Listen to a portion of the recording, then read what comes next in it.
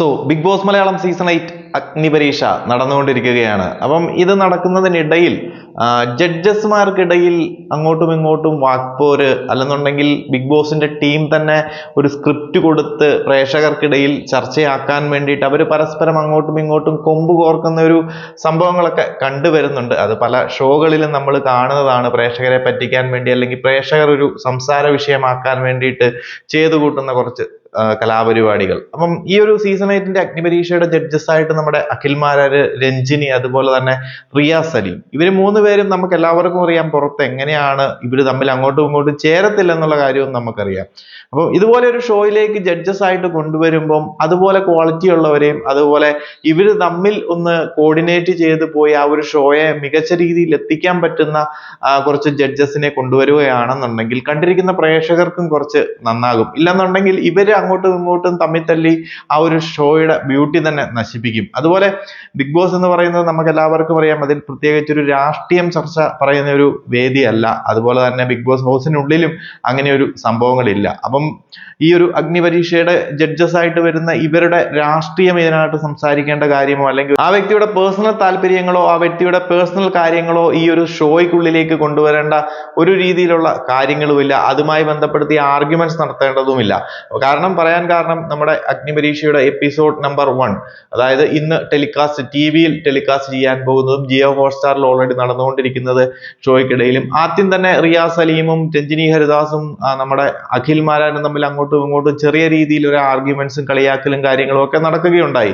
വേറൊന്നുമല്ല, അഖിൽ മാരാരെ സംബന്ധിച്ച് അഖിൽ മാരാർ ഈ ഒരു ബിഗ് ബോസ് സീസണുമായി ബന്ധപ്പെട്ട് അവരുടെ സീസൺ നടന്ന കാര്യങ്ങളുമായി ബന്ധപ്പെട്ട ഓരോ കാര്യങ്ങളാണ് സംസാരിക്കുന്നതും പുള്ളി ചർച്ചയ്ക്കിടുന്നതും. എന്നാൽ രഞ്ജിനി ആണെന്നുണ്ടെങ്കിലും അതുപോലെ തന്നെ റിയാസ് സലീം ആണെന്നുണ്ടെങ്കിലും അഖിൽ മാരാർക്കെതിരെ ഒരു ആർഗ്യുമെന്റ് നടത്തുന്നത് എന്ന് പറയുന്നത് പുള്ളിയുടെ പുറത്തെ പൊളിറ്റിക്സും അല്ലെങ്കിൽ പുറത്തെ വ്യക്തിപരമായ ലൈഫും കാര്യങ്ങളും എടുത്തിട്ട് പുള്ളിയുടെ പുറത്തുണ്ടാക്കുന്ന ഓരോ സോഷ്യൽ മീഡിയ കോൺട്രോവേഴ്സികളും കോളിളക്കങ്ങളും പുള്ളിയുടെ താല്പര്യങ്ങളും ഒക്കെ പറഞ്ഞുകൊണ്ടാണ്.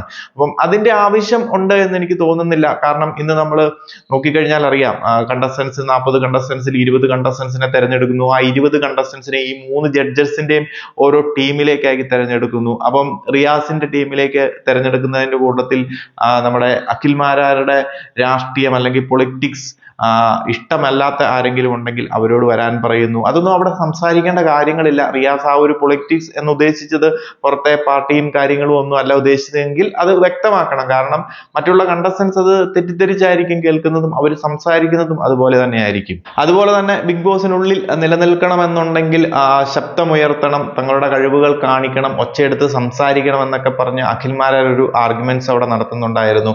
അതിൽ ഓരോ കാര്യങ്ങളൊക്കെ പറഞ്ഞു വരുമ്പോൾ റിയാസ് സലീമും അവിടെ പ്രത്യേകിച്ച് ബിഗ് ബോസിനുള്ളിൽ വരാൻ മറ്റ് ടാസ്കുകളും കാര്യങ്ങളും ഒന്നും ജയിച്ചിട്ട് കാര്യമില്ല. റിയാസ് അവിടെ പ്രത്യേകിച്ച് ഒരു ടാസ്കുകളും കാര്യങ്ങളും ഒന്നും ജയിക്കാതെ തന്നെ ഇവിടെ ജഡ്ജസ് ആയിട്ട് ഇരിക്കുന്നില്ലേ എന്ന് ചോദിക്കുമ്പോൾ രഞ്ജിനി ഹരിദാസ് അവിടെ എടുത്ത വായിൽ പറയുന്നത് അഖിൽ മാരാർ പുറത്ത് MLA ആയി തോറ്റു, ബിഗ് ബോസ് ഹൗസിൽ ജയിച്ചു, റിയാസ് സലീം അവിടെ ഒന്നും നേടിയില്ല, അങ്ങനെയുള്ള കുറച്ച് കാര്യങ്ങളുമായി കണക്ട് ചെയ്ത് പുള്ളിയുടെ പുറത്തെ താല്പര്യങ്ങളോ കാര്യങ്ങളോ ഒന്നും ബിഗ് ബോസ് ഹൗസിനുള്ളിൽ എടുക്കേണ്ട കാര്യമില്ല, അത് നമ്മൾ നോക്കേണ്ട കാര്യമില്ല. ബിഗ് ബോസ് ഹൗസിനുള്ളിൽ പ്രേക്ഷകരൊക്കെ സപ്പോർട്ട് ചെയ്തതും പുള്ളി പുറത്ത് എങ്ങനെയാണോ അല്ലെങ്കിൽ ബിഗ് ബോസ് ഹൗസിനിടയിൽ ഓരോ കണ്ടസ്റ്റന്റിനെയും പ്രേക്ഷകരൊക്കെ സപ്പോർട്ട് ചെയ്യുന്നത് ആ ഒരു വ്യക്തി പുറത്ത് എങ്ങനെയാണെന്ന് നോക്കിയിട്ടല്ല. മറ്റു പലരും ചെയ്യുന്നുണ്ട്, പലരും പുറത്തെ ഒരു പ്രേക്ഷക സപ്പോർട്ടൊക്കെ യൂസ് ചെയ്യുന്നുണ്ടെങ്കിൽ പോലും മാക്സിമം അതിനുള്ളിൽ വന്നു കഴിയുമ്പോൾ ആ ഒരു പേഴ്സൺ എങ്ങനെയാണെന്ന് നോക്കിയിട്ടൊക്കെ തന്നെയാണ് പ്രേക്ഷകരൊക്കെ സപ്പോർട്ട് ചെയ്യുന്നത്.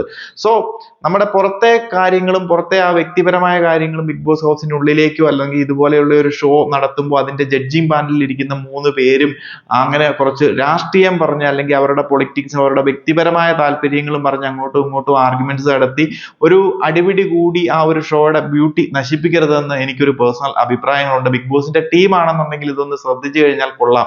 ഒരു പ്രേക്ഷക ചർച്ച സോഷ്യൽ മീഡിയ കോൺട്രോവേഴ്സികളിൽ നിർത്താനും അതുപോലെ തന്നെ സോഷ്യൽ മീഡിയ ചർച്ചകളിൽ കൊണ്ടുവരാനും വേണ്ടി ജഡ്ജസ് തമ്മിൽ കൊമ്പ് കോർക്കുന്നു എന്നൊക്കെ വരുത്തി തീർക്കാൻ വേണ്ടിയാണ് എന്നുണ്ടെങ്കിൽ കുഴപ്പമില്ല. എന്നാൽ പോലും ആ ഒരു ഷോയുടെ ബ്യൂട്ടി നശിപ്പിക്കും. സോ നിങ്ങൾ പ്രേക്ഷകരുടെ അഭിപ്രായം പറയുക. ഇങ്ങനെയുള്ള തരത്തിലുള്ള ചർച്ചകൾ അല്ലെങ്കിൽ ഇവരുടെ വ്യക്തിപരമായ ചർച്ചകൾ ഈ ഒരു അഗ്നിപരീക്ഷ എന്ന് പറയുന്ന പ്രോഗ്രാമിനുള്ളിൽ ജഡ്ജസ് തമ്മിൽ സംസാരിക്കുന്നത് നല്ലതാണോ? അതുപോലെ തന്നെ ഇവരുടെ പേഴ്സണൽ കാര്യങ്ങളൊന്നും ഇതിൽ കൊണ്ടുവരാതിരിക്കുന്നതല്ലേ നല്ലത്? അവർ ബിഗ് ബോസിൽ നിന്നു, ബിഗ് ബോസിൽ അവർ ചെയ്ത കാര്യങ്ങളും ബിഗ് ബോസിലുള്ള സമയത്ത് എന്തൊക്കെ കാണിച്ചു, ബിഗ് ബോസിൽ എങ്ങനെ ജയിച്ചു, അവരുടെ അഭിപ്രായങ്ങൾ എന്തൊക്കെയാണ്, അതൊക്കെ പറഞ്ഞവർക്ക് ആർഗ്യുമെന്റ്സ് ചെയ്യാം, അങ്ങോട്ടും ഇങ്ങോട്ടും എന്ത് വേണമെന്നുണ്ടെങ്കിലും നടത്താം. സോ നിങ്ങൾ പ്രേക്ഷകരുടെ അഭിപ്രായം ഇതേപ്പറ്റി പറയൂ. ഇങ്ങനെ ഒരു സംഭവം കണ്ടപ്പോൾ ഇതെനിക്കൊരു നല്ല കാര്യമായിട്ട് തോന്നിയില്ല. ആ ഒരു ഷോയുടെ ബ്യൂട്ടി നശിപ്പിക്കാനുള്ള എല്ലാ സാധ്യതകളും, അല്ലെങ്കിൽ ഒരു ഷോ തന്നെ കുളമാക്കാനും എല്ലാ ഒരു നെഗറ്റീവ് ഇമ്പാക്ട് ഉണ്ടാക്കി മുന്നോട്ട് പോകാനുള്ള ബിഗ് ബോസിന്റെ ശ്രമമായിട്ട് എനിക്ക് തോന്നി. സോ നിങ്ങളുടെ അഭിപ്രായങ്ങൾ ഇതേപ്പറ്റി പറയാം. അപ്പോൾ കൂടുതൽ ബിഗ് ബോസ് അഗ്നിപരീക്ഷ അപ്ഡേറ്റുകളുമായി മറ്റൊരു വീഡിയോയിൽ കാണാം.